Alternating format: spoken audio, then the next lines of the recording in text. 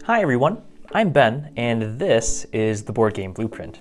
This week, due to popular demand on Facebook, I've decided to give the talk that I gave at the CUDO Plays marketing workshop for this week's episode. It is about how to have an online presence in the board game world. So let's jump on into it, and hopefully you enjoy the show. And so begins my talk on how to have an online presence in the board game world, the Ben Moy experience. So again, this is going to be heavily biased based on my own personal experience, but hopefully it'll still be applicable to whatever it is that you're hoping to do with your own. We're going to briefly go over some popular social media and then follow up with how you can interact with fellow game designers, folks in the industry, and looking just at yourself. So here are a couple popular social media platforms that you can have an online presence with. One of them that I totally forgot is YouTube, where this video is being uploaded to, but Facebook, Twitter, Instagram, Reddit, Medium, and Tumblr are all also excellent places that you can frequent. This talk is mostly going to focus on Facebook because that's my preferred method for interacting with others online, and the Board Game Design Lab Facebook group is one of my absolute favorites. I'd say that it's definitely where I first started being the most active, leaving comments and just liking a whole lot of things that we're going to get to later on. One of the number one things that you can do to get yourself noticed and become a popular member of some kind of online group is to put in the effort, time, and activism. I would always go the extra mile. So when you're leaving comments, please explain yourself or provide an example or two. A popular thing that you'll see online are polls, maybe choices between A, B, C, and D. And a lot of people will offer feedback in a single letter to provide a quick answer. But if you do take a little bit of extra time to go into why you prefer one over another, that'll help build a rapport with you and the poster so that you two can relate to each other a little bit more. It also helps to be available. In my early days, and still kind of now, I block out a lot of time, maybe too much, to commenting and seeing what people are up to. Getting your name around by leaving comments and liking posts can help establish you as an active member of the community. And the more meaningfully you post, the more you'll be recognized for it. There's also the human element as well, and that can be forgotten a lot when it's likely that you'll never meet them in person. You may be less inclined to go through the common courtesies that you would with someone face-to-face. But I've always found that saying thank you goes a long way. Naturally, by supporting other designers, you'll also get on their good sides. I like to be complimentary, so providing constructive criticism, but never callous words, never trying to tear anyone down. A lot of this has to do with phrasing, and I use exclamation points to kind of help alleviate some things that might be taken a little bit more sensitively. I really like the compliment sandwich, where you mention something that you do like, something that could be improved a little bit more, and then close with something else that you really like. I've also found connecting people with others, whether it's based on a similar design that they're both working on or some such, has been really useful to, again, showing that you're a reliable person and that you're thinking about other people.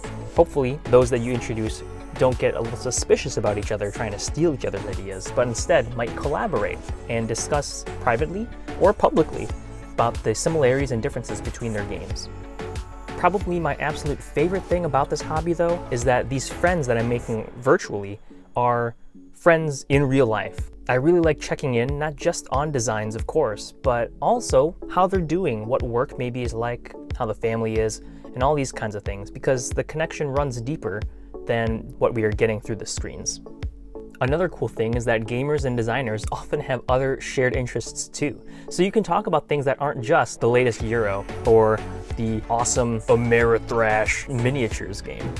In fact, for me, a lot of these hobbies are what inspire the themes behind my latest designs. So it's super cool to just geek out every once in a while, or all the time for me.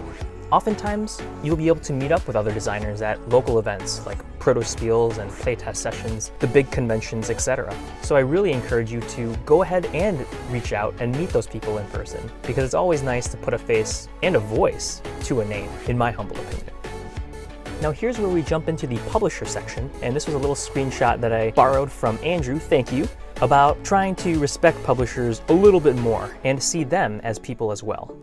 For a first-time designer, it might seem like a great idea to do something like this where you contact a bunch of people at a time, but when you do so unsolicited and cold turkey, it can come off as pretty spammy, and so it's totally worth taking the time to lay down some roots, become active through the online communities, and gradually work your way up. Another point that I forgot to mention during the actual talk that another speaker gave was to not rush. If you're not totally comfortable with joining all of these platforms, you don't have to. Take it a day at a time and just work on being authentic. When first introducing yourself to a publisher, I found that providing some context is really helpful. Most of the time they probably won't know you, but you can say that you're a fan of their games and other complimentary things, right?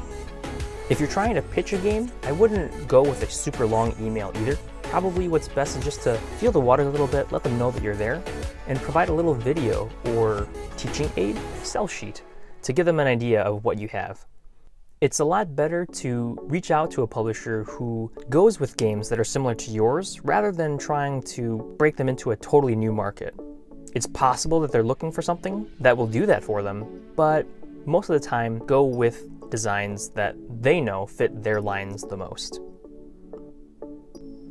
I really like this slide because I think a lot of people kind of forget or are raised to sort of expect things from others. And to be quite honest, nobody really owes you anything.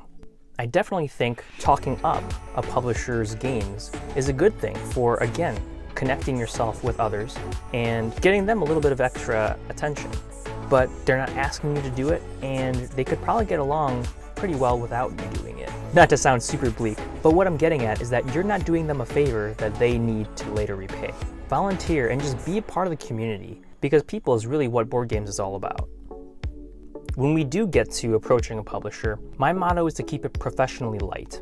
You should always be prepared for them, whether again it is those materials that I mentioned earlier, or if you would like to meet them at a convention, to plan that ahead instead of on site. Oh my goodness. There have been way too many stories that I've heard where a publisher is just so stacked months in advance that they can't squeeze anyone in. And a lot of the times for the bigger conventions, they're there to sell their wares and make a little bit of money. So if you can go into the whole thing with a plan of attack already, you'll go even farther. I'm also a fan of this tip, to remember that publishers are people too, and they're all living their own busy lives. My manager says that all clowns are jugglers, but not all jugglers are clowns. And all that is to say that they are making a company work. And as super nice as many of them are to answer your questions and things, please don't waste their time. Drop in every once in a while, just like with other designers, see how they're doing. And as you build this relationship, you can really make each other better. Now it's time for my favorite part of the video, talking about me. I've gone and built a Facebook page and a sort of persona online to share my regular updates and things, progress stuff that is separate from the other communities. No need to spam or send out a bunch of different invites, but if it comes along, I'm happy to have people take a look, and if they're so inclined to follow, then they do. One reason why I like something like a website or a Facebook page is that all of the information is collected in one place. The neat thing too is that there's a shareable link that you can copy and paste very easily in case somebody is interested. When it comes to posts though, I am a huge fan of the visual, especially in this short attention span, immediate gratification society that we're now part of. Thanks, digital. Blog posts and diaries are also super good as well, but that's likely going to cater to a different audience. We're sort of stuck with the voices that we're born with, but an online voice is a little different. You can be as tactful as you like, or you can speaketh in ways that work for your theme. But I feel that if you overdo it, it's going to get a little lost and a little confusing to understand you. Again, as we touched on earlier with framing, your language is going to very much determine how people see you when they can't read your full inflection online. One other thing that I've noticed though is that I think it's a lot better to be humble. It's a little bit more becoming, and if you're kind of waving around all of your authority, it's probably likely that people aren't going to like it too much. Because nobody likes a showboat in real life, or at least one who's not likable. So don't give them that extra reason not to. And to close out, here are some general tips. Again, start big and go narrow. Feel free to engage in the public spheres, and then as you sort of built up a relationship, feel free to direct message. I found for myself when posting things, it's best to go about twice a week. I used to do 3 or 4 times, but that got a little too exhausting. So again, whatever works best for you is going to be the best way to be you online. A general rule for me is that if I'm not going to say it in front of a child, I'm not going to say it online either. This and other cultural things are really, really worth keeping in mind. Something I've noticed for myself is the dopamine rush when someone likes or loves or laughs, ha-has, at one of my posts. So please go ahead and leave those things. It lets people also know that you're actually watching it. I know I've had a couple times in real life, where people have said, yeah, oh yeah, I saw your status the other day, and I'll have no idea because they didn't leave a comment or a reaction. So for Instagram, love. For Twitter, retweet. And for everything else, well, whatever works there. But hopefully they'll make the poster's day a little bit brighter, and you know I'm all about that.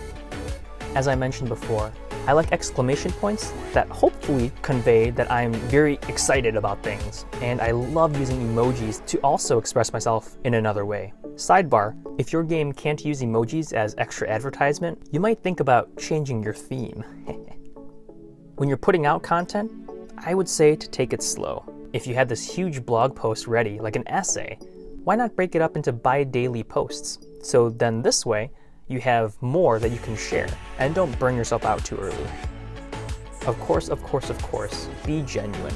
You don't have to be overly excited like me sometimes, but I think if you can show that you care about others and what they're up to, you're going to be just fine. Thanks for watching. This is my email, and that's my Facebook page. I hope these tips have been useful. I'll probably say that again in real life, but take them as you will, and see you online.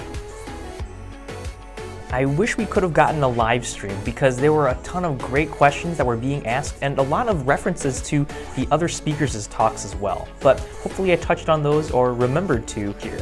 If you have any hot tips that I missed about social media and an online presence, if you have a favorite social media platform that I missed, please leave them in the comments below so that everyone can grow a little bit more with their brand, their voice, and so on.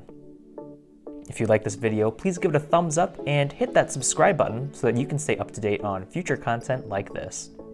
As always, I'm Ben. This has been another episode of the Board Game Blueprint, and together, let's build something great.